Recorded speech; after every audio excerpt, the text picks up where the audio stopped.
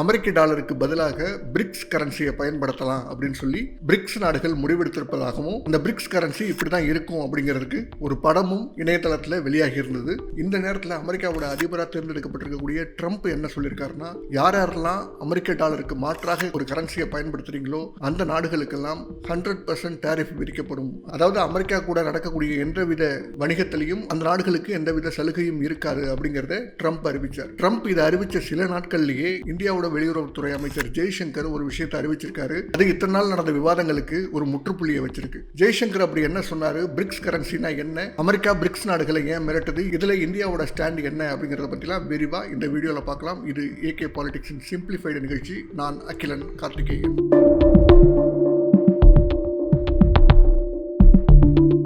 முதல்ல BRICS currency அப்படின்னா என்னன்னு பார்ப்போம். பிரிக்ஸ் அப்படிங்கிறது 5 நாடுகளை கொண்ட ஒரு கூட்டமைப்பு.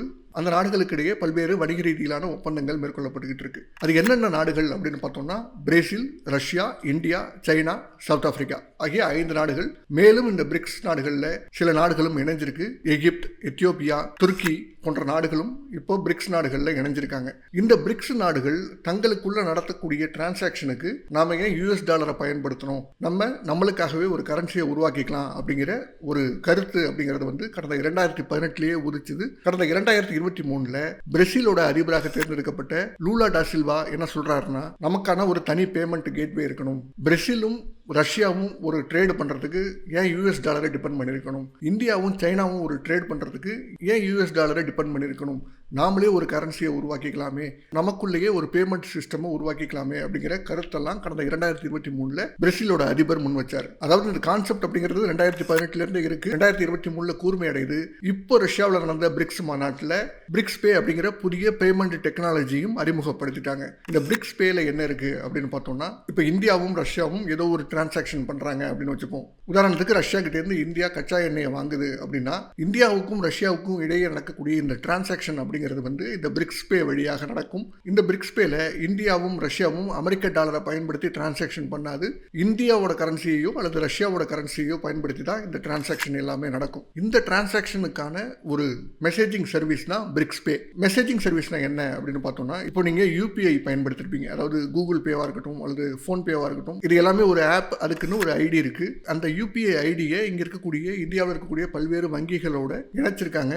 நீங்க ஒரு டிரான்சாக்ஷன் பண்றீங்க, இப்போ ஒரு கடையில் போய் ஏதோ ஒரு பொருளை வாங்கிட்டு அதுக்கு நீங்க ஜிபேல பே பண்றீங்க அப்படின்னா, இந்த நபர் இந்த கடையில் இவ்வளவு ரூபாய்க்கு பர்ச்சேஸ் பண்ணிருக்காரு அப்படிங்கிற தகவலை வாங்கின நபருடைய பேங்க் அக்கௌண்ட்டுக்கும் அந்த கடைக்காரரோட பேங்க் அக்கௌண்ட்டுக்கும் தகவலை பரிமாற்றம் செய்யும். அந்த தகவலை வச்சு இவருடைய அக்கௌண்ட்ல இருந்து அவருடைய அக்கௌண்ட்டுக்கு இந்த டிரான்சாக்ஷன் அப்படிங்கிறது நடந்துரும். இது இந்தியாவுக்குள்ள நம்ம பண்ணிக்கிட்டு இருக்கோம். இதை பிரிக்ஸ் நாடுகளுக்கு மத்தியில், அதாவது இந்தியாவுக்கும் சைனாவுக்கும், இந்தியாவுக்கும் ரஷ்யாவுக்கும், இந்தியாவுக்கும் பிரேசிலுக்கும் இடையில இந்த மாதிரியான ஒரு பேமெண்ட்டை பண்ண முடியுமா அப்படிங்கிற சிந்தனையின் அடிப்படையில் தான் இந்த பிரிக்ஸ் பே அப்படிங்கிறது உருவாக்கப்பட்டிருக்கு. ஏற்கனவே பிரதமர் மோடி பிரிக்ஸ்ல பேசும்போது யூபிஐ அப்படிங்கிறத இந்தியா முழுக்க நாங்கள் பரவலாக்கியிருக்கோம். இந்த டெக்னாலஜியை நம்ம பிரிக்ஸ் நாடுகளுக்கும் பயன்படுத்த முடியும். நாங்கள் யுஏஇலையும், அதாவது யுனைடெட் அரபு எமிரேட்ஸ்லையும் இந்த யூபிஐயை இன்ட்ரடியூஸ் பண்ணியிருக்கோம். இந்த தொழில்நுட்பத்தை பிரிக்ஸ் நாடுகள் எல்லாமே பயன்படுத்தலாம் அப்படிங்கிற கருத்தையும் பிரிக்ஸ் மாநாட்டில் அவர் சொல்லியிருந்தாரு. அதன் தொடர்ச்சியாக தான் இப்போ பிரிக்ஸ் பே அப்படிங்கிறது அறிமுகப்படுத்தப்பட்டிருக்கு. இந்த பிரிக்ஸ் பேல என்ன அட்வான்டேஜ் அப்படின்னு பார்த்தோம்னா, அதுக்கு முன்னாடி ஸ்விஃப்ட் அப்படிங்கிற ஒரு டெக்னாலஜி இருக்கு. அது என்ன, ஸ்விஃப்ட் கோட் அப்படிங்கிறத நீங்க கேள்விப்பட்டிருக்கலாம். இப்போ வெளிநாடுகள்ல இருந்து உங்களோட பேங்க் அக்கௌண்ட்டுக்கு அமௌண்ட் டிரான்ஸ்ஃபர் பண்ணணும்னா ஸ்விஃப்ட் கோட் அப்படிங்கிறத ஒன்று கேட்கும். அதாவது இந்தியாவில் இருக்கக்கூடிய பல்வேறு வங்கிகளுக்கு ஸ்விஃப்ட் கோட் அப்படின்னு ஒன்று இருக்கும். அந்த கோடின் அடிப்படையில் தான் வெளிநாடுகள்ல இருந்து இங்கே டிரான்சாக்ஷன் பண்ண முடியும். இந்த ஸ்விஃப்ட் அப்படிங்கிறது என்னன்னா, society for world wide inter bank financial telecommunication. அதாவது நம்ம இங்கே யூபிஐ எப்படி பயன்படுத்துகிறோமோ, யூபிஐ அப்படிங்கிறது ஒரு பேங்க்ல இருந்து இன்னொரு பேங்க்குக்கு ஆகக்கூடிய டிரான்சாக்ஷனை அந்த பேங்க் அக்கௌண்ட்டுக்கு, அந்த பேங்க்குக்கு கொண்டு போய் சேர்க்கிறது தான் மெசேஜிங் சர்வீஸ் தான் இந்த யூபிஐ செய்யுது. அதே மாதிரி உலகம் முழுக்க நடக்கக்கூடிய டிரான்சாக்ஷனுக்கு இந்த ஸ்விஃப்ட் கோடு வழியாக இந்த மெசேஜை டிரான்ஸ்ஃபர் பண்ணக்கூடிய ஒரு டெக்னாலஜி தான் இந்த ஸ்விஃப்ட் அப்படிங்கிறது. இந்த ஸ்விஃப்ட் டிரான்சாக்ஷன் அப்படிங்கிறது பெரும்பாலும் அமெரிக்க டாலரின் அடிப்படையிலே நடக்குது. இதற்கு ஒரு மாற்றாக இந்த பிரிக்ஸ் பே பயன்படுத்திக்கலாம் அப்படின்னு இந்த பிரிக்ஸ் நாடுகள் முடிவெடுக்குது. இந்த ஸ்விஃப்ட்ல டிரான்சாக்ஷன் பண்ணும்போது அதோட டிரான்சாக்ஷன் சார்ஜஸ் அப்படிங்கிறது ஹெவியா இருக்கு. யூஎஸ் டாலரை டிபெண்ட் பண்ணிருக்கு. ஆனா பிரிக்ஸ் பேவை பொறுத்த வரைக்கும் இதோட டிரான்சாக்ஷன் சார்ஜை குறைக்க முடியும், இன்னும் ஃபாஸ்டா இந்த டிரான்சாக்ஷன் நடத்த முடியும், யூஎஸ் டாலரை டிபெண்ட் பண்ணி இருக்க தேவையில்லை ஆகிய அட்வான்டேஜஸ்லாம் இந்த பிரிக்ஸ் பேல சொல்றாங்க. இதன் தொடர்ச்சியாக தான் டி டாலரைசேஷன் அப்படிங்கிற கான்செப்ட் முன்னாடி வருது. டி டாலரைசேஷன் தான் எல்லா நாடுகளும் உலக அளவில் டிரான்சாக்ஷன் பண்ணணும், வர்த்தகம் பண்ணணும்னா யூஎஸ் டாலரை நம்பி இருக்கு. யூஎஸ் டாலரின் அடிப்படையில் தான் வர்த்தகத்தை பண்றாங்க. பண்றாங்க. ஏறக்குறைய 88% உலக டிரான்சாக்ஷன்ஸ் வந்து யூஎஸ் டாலரை பேஸ் பண்ணி இருக்கு. அப்போ யூஎஸ் டாலரை டிபெண்ட் பண்ணி இருக்கிறதுனால திடீர்னு ஏதோ ஒரு பிரச்சனை, அமெரிக்காவுக்கும் இந்த குறிப்பிட்ட நாடுக்கும் ஏதோ ஒரு பிரச்சனை வருதுன்னா அமெரிக்கா சாங்ஷன் பண்றாங்க, அதாவது பொருளாதார தடை விதிக்கிறாங்க. ரஷ்யா மீது பல்வேறு சாங்ஷன்ஸை அமெரிக்கா விதிச்சு, அதாவது உக்ரைன் மீது ரஷ்யா தாக்குதல் நடந்ததுக்கு பிறகு அமெரிக்கா பல்வேறு பொருளாதார தடைகளை ரஷ்யா மீது விதிச்சது. அந்த நேரத்தில் ரஷ்யாவால் அமெரிக்கன் டாலரை பயன்படுத்தி டிரான்சாக்ஷன் பண்ண முடியல.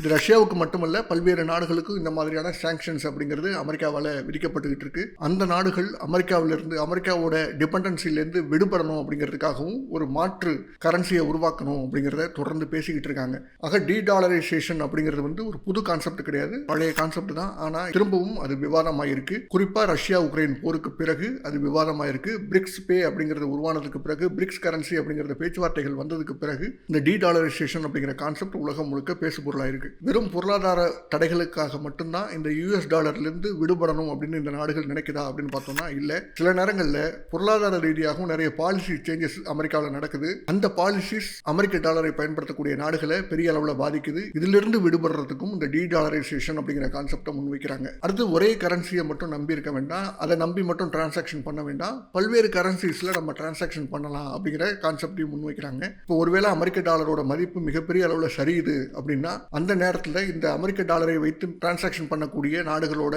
பொருளாதாரமும் வீழ்ச்சி அடையும். அப்படி வீழ்ச்சி அடையாமல் இருக்கணும்னா அமெரிக்க டாலருக்கு மாற்றா பிற கரன்சிஸும் பயன்படுத்தணும். இப்போ ரஷ்யனோட கரன்சியை பயன்படுத்தி டிரான்சாக்ஷன் பண்ணலாம், சைனாவோட கரன்சியை பயன்படுத்தி டிரான்சாக்ஷன் பண்ணலாம். அமெரிக்க டாலர் வீழும் போது நம்ம வேற கரன்சியை பயன்படுத்தி தப்பித்துக் கொள்ள முடியும். இதற்காகவும் இந்த டீடாலரைசேஷன் கான்செப்டை முன்வைக்கிறாங்க. அடுத்து இன்னொரு முக்கியமான காரணம் எமர்ஜிங் எக்கனாமிஸ். இப்போ அமெரிக்காவுக்கு நிகராக ரொம்ப வேகமாக வளர்ந்து வரக்கூடிய நாடு அப்படின்னு பார்த்தோம்னா சைனா தங்களுடைய கரன்சியையும் அமெரிக்க டாலருக்கு நிகராக பயன்படுத்தணும், உலக நாடுகள் சைனாவோட கரன்சியை பயன்படுத்தி டிரான்சாக்ஷன் பண்ணணும் அப்படிங்கிற நோக்கத்தோட நகர்த்திக்கிட்டு இருக்கு. இப்படி வளர்ந்து வரும் நாடுகளும் தங்களது கரன்சியை பயன்படுத்தணும் அப்படிங்கிற முனைப்பில் இருக்கிறதுனால யூஎஸ் டாலரை டிபெண்ட் பண்ணி இருக்க வேண்டாம் அப்படிங்கிற கான்செப்ட் அந்தந்த நாடுகளில் எமர்ஜ் ஆகுது. இந்த டீடாலரைசேஷன் பண்ணணும்னா என்னென்ன ஸ்ட்ராட்டஜிஸை இந்த நாடுகள் பயன்படுத்துறாங்க அப்படின்னு பார்த்தோம்னா, ஒன்று தங்களுடைய லோக்கல் கரன்சியை வச்சு டிரான்சாக்ஷனை அதிகப்படுத்துறாங்க.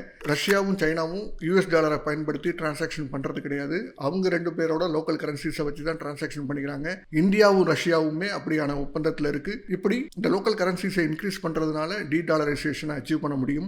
அடுத்து ரெண்டாவது, ஏற்கனவே சொன்ன மாதிரி அந்த ஸ்விஃப்ட் அப்படிங்கிற அந்த பேமெண்ட் சிஸ்டம் தாண்டி வேற ஏதாவது ஆல்டர்னேட்டிவ் பேமெண்ட் சிஸ்டம் உருவாக்கணும். இப்போ உருவாக்கப்பட்டிருக்கக்கூடிய இந்த பிரிக்ஸ் பே அப்படிங்கிறதும் ஒரு ஆல்டர்னேட்டிவ் பேமெண்ட் சிஸ்டம் தான். இந்த பேமெண்ட் சிஸ்டம் வழியாக தொடர்ந்து இந்த பிரிக்ஸ் நாடுகள் தங்களோட டிரான்சாக்ஷனை நடத்தினாங்கன்னா அதுவும் டீடாலரைசேஷன் பண்றதுக்கான ஒரு வழி தான். இன்னொரு முக்கியமான ஸ்ட்ராட்டஜி இந்த நாடுகள்கிட்ட என்ன இருக்கு அப்படின்னு பார்த்தோம்னா, தங்கத்தோட வேல்யூ அடிப்படையில் டிரான்சாக்ஷன் மேற்கொள்ளலாம். ஏற்கனவே அப்படிதான் இருந்தது. அதற்கு பிறகுதான் யூஎஸ் டாலரின் அடிப்படையில் டிரான்சாக்ஷன் நடந்துகிட்டு இருக்கு. இப்போ மீண்டும் தங்கத்தோட மதிப்பின் அடிப்படையிலேயே டிரான்சாக்ஷனை மேற்கொள்றதுக்கு இந்த நாடுகள் திட்டமிட்டு இருக்காங்க. சரி, இதுல இந்தியாவோட ஸ்டாண்ட் என்ன அப்படின்னு பார்த்தோம்னா, கடந்த அக்டோபர் மாதம் இந்த பிரிக்ஸ் மாநாடு நடக்குது. பிரிக்ஸ் பே அப்படிங்கிறது லான்ச் பண்ணப்படுது.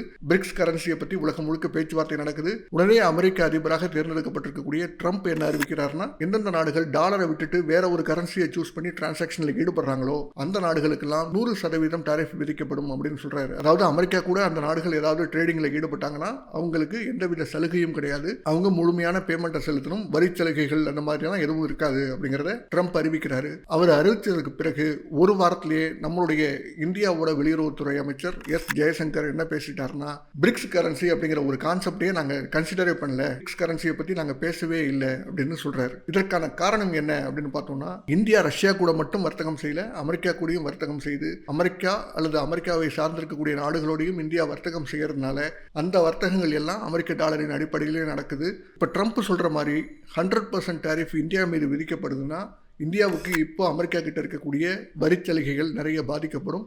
அதனால இந்தியாவோட பொருளாதாரம் வீழ்ச்சி அடைவதற்கான வாய்ப்பு இருக்கு. அதனாலதான் அவசரமா இந்தியாவோட வெளியுறவுத்துறை அமைச்சர் ஜெய்சங்கர் என்ன சொல்றாருன்னா, நாங்க பிரிக்ஸ் கரன்சியை பத்தி பேசவே இல்லை, அப்படியான டிஸ்கஷனே பிரிக்ஸ் மாநாட்டில் நடக்கல அப்படிங்கிற கருத்தை முன்வைக்கிறார். சரி, இது ஒரு பக்கம் இருக்கட்டும். இந்த பிரிக்ஸ் கரன்சி அப்படிங்கிறது நடைமுறைக்கு வருவதற்கு சாத்தியங்கள் இருக்கா அப்படின்னு பார்த்தோம்னா, நிறைய தடைக்கற்கள் தான் இதற்கு அதிகமா இருக்கு. என்ன மாதிரியான தடைக்கற்கள் இருக்கு அப்படின்னு பார்த்தோம்னா, ஒரு ரெஃபரன்ஸ் கரன்சி அப்படிங்கிறது இல்லை. இதற்கு முன்பு அமெரிக்க டாலரை பயன்படுத்தி டிரான்சாக்ஷன் நடந்துகிட்டு இருந்துச்சு. அமெரிக்க டாலருக்கு இந்தியாவோட கரன்சியின் அடிப்படையில் இவ்வளவு மதிப்பு, ரஷ்யாவோட கரன்சியின் அடிப்படையில் எவ்வளவு மதிப்பு அப்படின்னு சொல்லப்பட்டுச்சு. அப்போ எவ்வளவு டிரான்சாக்ஷன் பண்ணணும் அப்படிங்கிறதுக்கான ஒரு அளவுகோல் இருக்கு. அமெரிக்க டாலர் தான் அந்த அளவுகோல். அந்த அளவுகோலை இப்போ நீக்கணும், அமெரிக்க டாலரை நீக்கணும். அதற்கு பதிலாக வேற ஒரு கரன்சி அந்த இடத்துல இருக்கா அப்படின்னு பார்த்தோம்னா அப்படி ஒரு கரன்சி மாடல் அப்படிங்கிறது இல்லை. சரி, அதற்கு முன்பு அமெரிக்க டாலருக்கு முன்பு கோல்டை வச்சு தான் அந்த மதிப்பு இருந்துச்சு.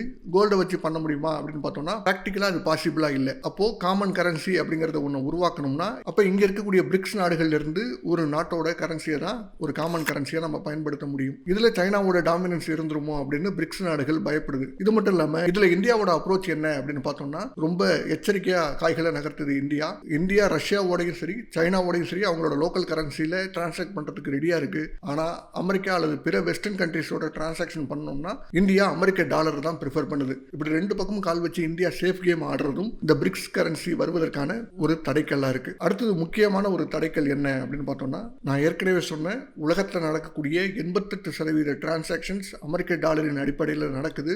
அதிலிருந்து மாறி பல்வேறு நாடுகளும் பிரிக்ஸ் கரன்சியை பயன்படுத்துறது அப்படிங்கிறது வந்து எந்த அளவுக்கு சாத்தியம் அப்படிங்கிறது தெரியல. ரஷ்யாவோட அதிபர் விளாடிமிர் புட்டினும் சரி இந்தியாவோட வெளியுறவுத்துறை அமைச்சர் ஜெய்சங்கரும் சரி பிரிக்ஸ் கரன்சியை பற்றி நாங்கள் பேசவே இல்லை அப்படின்னு சொல்லிட்டாங்க. இருந்தாலும் இந்த பிரிக்ஸ் பேவை அறிமுகப்படுத்தியிருப்பதே பிரிக்ஸ் கரன்சியை நோக்கிய ஒரு பயணம் தான் அப்படின்னு பல்வேறு அரசியல் ஆய்வாளர்கள் சொல்றாங்க. என்ன நடக்குது அப்படிங்கிறத பொறுத்திருந்து பார்ப்போம். ஏகே பாலிடிக்ஸில் இன்னும் அரசியல் சார்ந்த நிறைய காணொலிகள் வர இருக்கு. ஏகே பாலிடிக்ஸ் சேனலை சப்ஸ்கிரைப் பண்ணுறதுக்கு கன்சிடர் பண்ணுங்க. நன்றி.